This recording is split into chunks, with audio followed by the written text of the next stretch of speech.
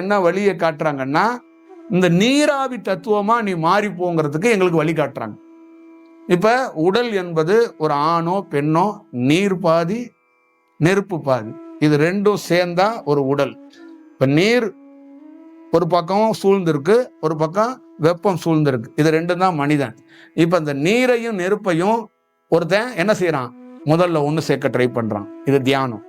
அப்போ ஒண்ணு சேர்க்கப்பட்டதுக்கு என்ன அங்க ப்ராசஸா என்ன நடக்குது அப்படின்னா, அந்த நெருப்பு தன்மை அதிகமாகும் போது, அவன் உடல்ல கனல் அதிகமாகும் போது அவன் என்னங்கிறான், அந்த நீர்த்தன்மையை அந்த நெருப்பு உரிய தொடங்குது.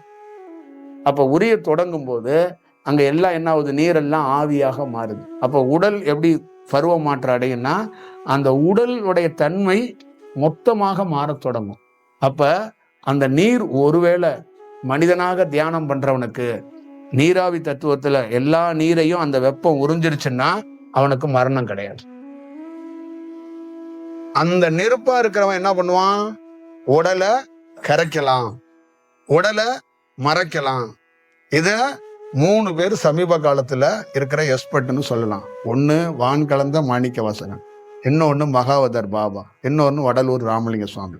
இந்த 3 பேரும் சமீப கால